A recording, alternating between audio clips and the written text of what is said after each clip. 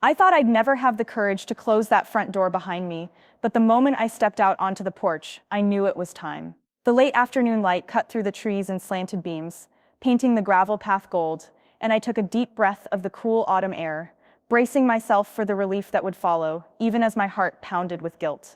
She was inside, standing in the living room just beyond the frosted glass. I could see her silhouette against the muted bustle of our home. A book lay open in her hands, a silk scarf draped around her neck, and the soft music I'd left playing, a record of old jazz standards, drifted through the open window. For so long, it had been the soundtrack of our mornings, the gentle coaxing that welcomed us from dreams into daylight.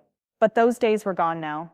I closed the door behind me and leaned against it, thumb poised over the key. I remembered the first time I'd locked that door before her, in anger during a fight about something petty, whose turn it was to unload the dishwasher, or a misremembered birthday. She'd thrown her hands up, eyes wide, as if I'd declared war. "You can't just shut me out," she'd said, breathing hard. Back then, it was fear that made her stop outside the door. Tonight, it would be astonishment. I slipped the key into my pocket and started down the path. Every step felt like a declaration. Behind me, the jazz slowed, the trumpet lamenting in the distance. I paused and glanced back through the glass. She was still there, lifting a hand to her throat, as if testing her voice. I nodded once, almost imperceptibly, then kept walking. 4 blocks later, I stopped at the intersection where we used to meet for coffee before work. The same cafe, the one with the chipped turquoise sign, and the barista who always spelled my name, John, on the cup. I'd missed that small cruelty, the way she laughed when I pointed it out. I stepped up to the window and ordered a black coffee, no sugar, and waited. Outside, I wrapped my hands around the warm cup, inhaling the bitter scent. I never thought I'd walk away. Not from her, not from us. But over the past year, I felt myself shrinking, dwindling to a smaller, more hardened version of who I once was. We stopped arguing about dishes and birthdays. We argued about bigger things: trust, loyalty, dreams deferred. I dreamed of writing a novel. She dreamed of us settling down near her family, 2 kids, a quiet life of routine. Neither of us would compromise. The gulf between us widened until I feared we had nothing left to say. I took a sip of coffee and watched people hurry by. An old man with a newspaper, a teenager on rollerblades, a woman in a mustard coat juggling a toddler, and a tote bag. They were moving forward, unaware of my decision, unaware that I was about to turn my life's most important corner. The bartender called my name, and I nodded, tucking the cup into my coat pocket. Black coffee for the morning after you leave the one you love. It tasted like freedom with a bitter aftertaste. I walked on, past the park where we used to picnic under the cherry blossoms, past the bookstore we'd browsed hand in hand. Every place we shared was now a ghost of memory. The ache in my chest pulsed with each landmark. The bench where she first said she loved me. The lamp post under which she'd argued I was neglecting our future. I swallowed, blinking back tears I didn't want her to see. I'd rehearsed my words all week. I'd written drafts on napkins, in my phone's notes, even on the back of receipts. I need to find myself again. I love you, but I can't stay. You deserve someone who can be with you completely. But now, nothing felt right. Words are slippery things. They dissolve when you actually need them. I paused at the corner where she'd picked me up from the hospital last year, after the surgery I never told her about until it was too late. She'd driven 2 hours in the rain, holding my hand in the passenger seat, whispering prayers I'd never admit I heard. I thought of her face, pale but hopeful, when I'd walked through those double doors, and my resolve wavered. I closed my eyes, willing myself to remember that I wasn't the same man anymore. I opened them again and pushed on. Around the bend was the apartment I'd rented 2 nights ago.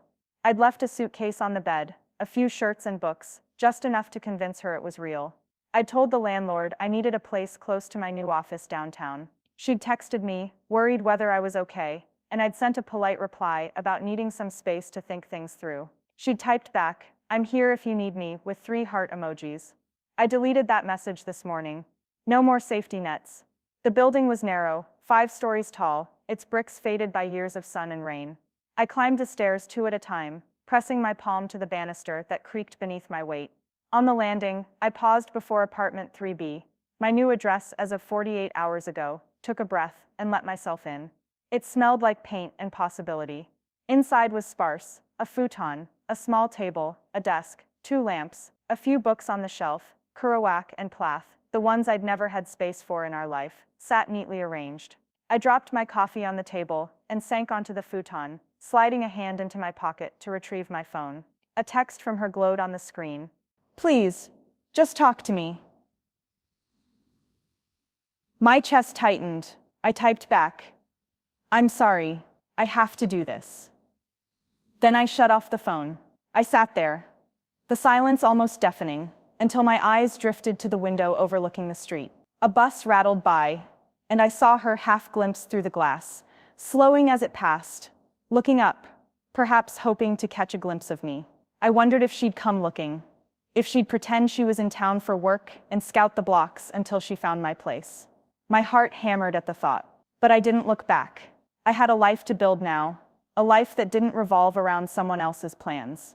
I would write my novel one day, carve out a career in the city's publishing world, find friends who didn't measure their love in expectations. I would learn to be alone without being lonely. I closed my eyes and let the hum of the radiator lull me. I wasn't running away. I was walking towards something I'd lost myself. And in that quiet room, with only my heartbeat and the faint scent of coffee, I discovered something I never expected. Walking away could sometimes mean going home. Weeks passed in slow motion. I spent mornings typing away on my novel, first drafts that felt like fumbling in the dark, searching for a spark. At night, I wandered the city streets, learning the rhythms of this new life, the late-night diners that served pancakes at 2 a.m., the subway stations where a lone saxophonist played My Funny Valentine to an empty platform, the rooftop garden I discovered above the bookstore where I'd first sold my soul to words. My days blurred into routines. Coffee at 8, writing until noon, lunch at a taco truck with the same wiry man who nodded when I ordered. Your usual, and then 4 hours of editing on the desk by the window. I felt adrift at first, unmoored from the familiar anchor of her presence. But gradually solitude became not a cage but a mirror. I saw parts of myself I'd forgotten. My stubborn streak, my childish daydreams, the corner of my mind where I'd always wanted to be a published author. Not just the guy who tolerated book clubs because she liked them. One afternoon, about 3 weeks in, my phone buzzed. I'd turned off all notifications, so the sudden glow startled me. It was her name, blinking in my contacts. Sarah. My chest tightened. I stared at the screen, heart thundering in my ears as if anticipating a verdict.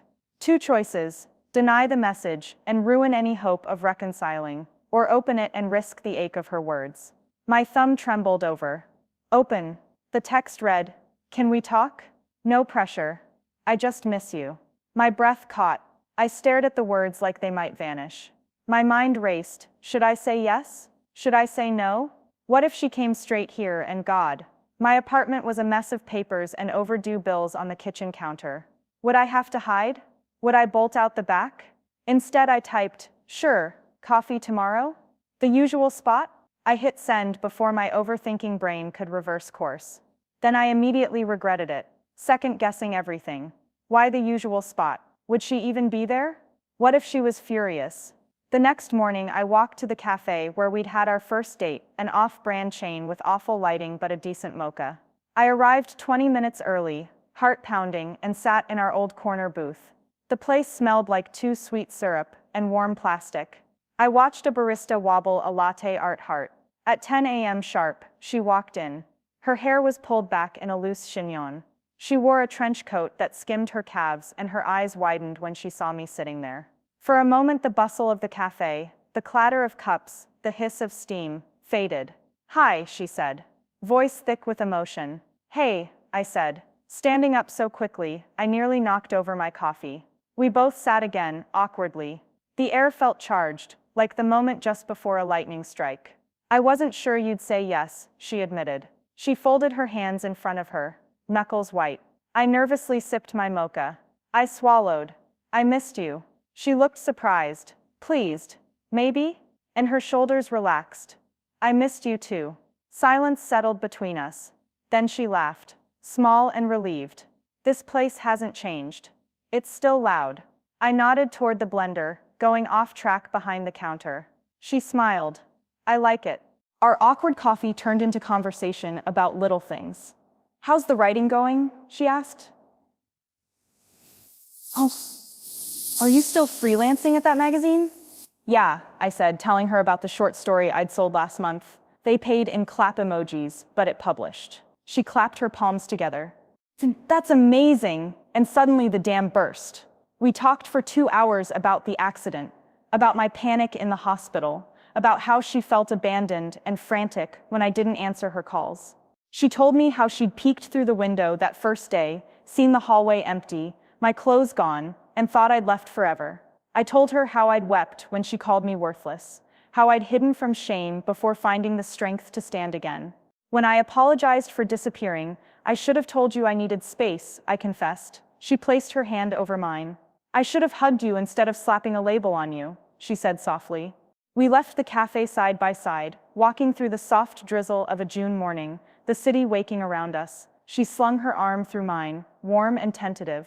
I realized I'd forgotten how that felt. Unashamed closeness, walking together as a team. Over the next week, we rebuilt small bridges, lodging apologies and explanations between us, installing fresh planks of trust. We met for lunch at the taco truck, where the wiry man gave her a nod too. We took long afternoon walks in the park, where the cherry trees were in full bloom, petals drifting like rose-colored snow. We rehashed our old arguments, what we'd said, what we'd meant, the resentments that had piled up like unread emails. We argued but then healed, like a scab that toughens rather than reopening the wound. Then she asked me one evening, as we sat on my lopsided sofa watching old movies, "Do you still love me?" I looked at the flickering screen, two people making out in black and white, and back at her. "More than I ever have," I said. Her eyes glistened. She leaned over and kissed me. A kiss that tasted like forgiveness and hope. But love is not enough by itself. We both knew the deeper questions lingered. How would we move forward without repeating past mistakes? Would the hurt resurface when one of us stumbled again? Could we survive another crisis? I realized that walking away had been a kind of rebirth. I'd discovered my own strength, overheard my family's doubt, and shed my own labels. But now, stepping back, I needed to prove I could choose her first, not out of fear or guilt, but out of free will. So I made another plan. The next day, I polished my manuscript, 70,000 words of a novel I'd begun in secret, and sent it to her. The story was a love letter, disguised as fiction, two characters who fought, fell apart, and found each other again, wiser and more forgiving. I slipped it into my messenger bag, and met her at the bookstore. She looked at the printed pages in my hand. "Your novel?" she asked, voice soft. "It's for you," I said. "Read it when you're ready." She nodded, tears in her eyes. "I will." That evening, I sat at my desk, opened my laptop, and wrote our story anew. Not as fiction, but as truth. The next chapter where I never walk away, but stand strong, hand in hand, ready to face life's storms together. The phone pinged. A text from her. "Just started chapter 1. Can't wait." I smiled, heart full. I realized then that walking away taught me who I was. Walking back taught me who we could be. And as I pressed the keys, the words flowed faster than ever. Fresh plots, lively dialogue, new hooks, because this time, I knew the ending, and it was ours to write, page by page together.